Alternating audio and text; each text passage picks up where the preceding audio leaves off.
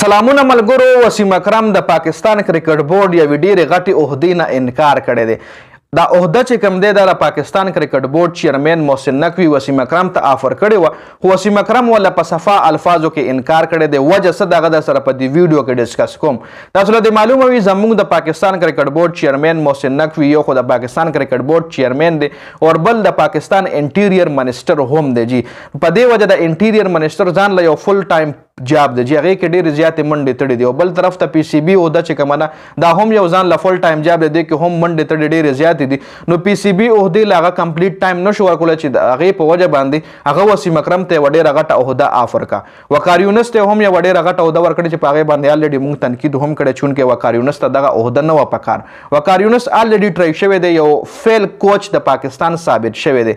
د وقار یونس په ټیم کې په ټایم کې چې کله وقار یونس کوچ و نو هغه ټایم په ټیم کې ستونزې هم ډېرې زیاتې راغلی وي، ټیم د ګروپینګ هم ښکار جوړ شوی و، محمد عامر هم د وقار یونس د لاسه ریټایرمنټ اعلان کړی و، په ټیم کې ډېرې زیاتې مسلې راغلی وي، خو بیا هم محسن نقوي وقار یونس له د بورډ یوه ډېره غټه عهده ورکړې ده. عهده داسې ده چې لکه فار ایگزامپل یو مینی چیرمین یې جوړ کړی دی. لکه محسن نقوي که چېرې نه وي نو هر څه به وقار یونس هینډل کوي، د کلاړیانو سیلریز، د کلاړیانو ان او سیز، ټیم کې څوک ورچول دي، د پاکستان ټیم هیډ کوچز چې کوم دی به هم د وقار یونس د انډر لاندې وي. وقار یونس داسې شو چې د پاکستان کرکټ بورډ باچا شو یو قسم له، نو چونکې دا نو په کار محسن نقوي له چې ډېر زیات خلکو پې تنقید هم کړی دی. اوس وسیم اکرم صاحب چې کوم دی هغه هم د پاکستان کرکټ بورډ عهدې نه انکار کړی دی. وسیم اکرم پاکستان کرکټ بورډ سره تر اوسه پورې لا کار نه دی کړی. وسیم اکرم یو ډېر ښه کوچ دی، کولکتا نایټ رایډر ټیم کوچ پاتې شوی دی په آی پی ایل کې، چې د په سربراهۍ کې کولکتا نایټ رایډر آی پی ایل هم ګټلی دی، آی پی ایل فاینل یې ګټلی دی. بیا د کراچي کینګ کوچ هم پاتې شوی دی وسیم اکرم، چې کراچي کینګ د په کوچینګ کې پی ایس ایل هم ګټلی دی. مطلب یو ښه کوچ دی، دا نه چې بیټ کوچ دی، یو ښه ایکسپیرینس کلاړي دی، ښه زبردست بالر، د خپل ټایم یو ښه زبردست کلاړي، ښه زبردست الراونډر پاتې شوی دی. د هغه په کیریر باندې هیڅ شک نشته د وسیم اکرم.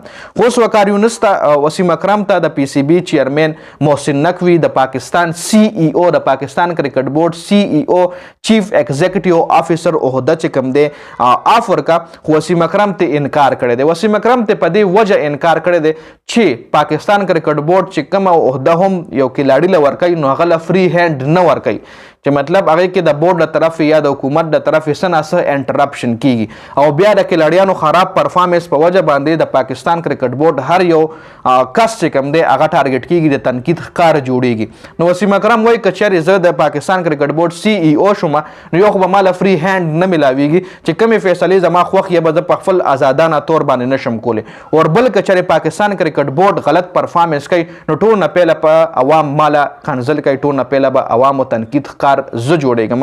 نو په دې وجه باندې چونکې دا وسیم اکرم یو بزدلانه فیصله وه، چونکې په کار وسیم اکرم له ده چې را مخکې شوی وي دا عهدې اکسپټ کړی وي او په خپله طریقه باندې بورډ چلولی وي. محسن نقوي ته ویلي و چې وروره ما خو ته سی ای او کې، خو زما کار کې به انټرپشن څوک هم نه کوي، چې زه څه کوم هغه به زه کوم او زه به د پاکستان دپاره ښه فیصلې کوم. نو چونکې په کار داسې وه خو بیا هم وسیم اکرم انکار کړی دی.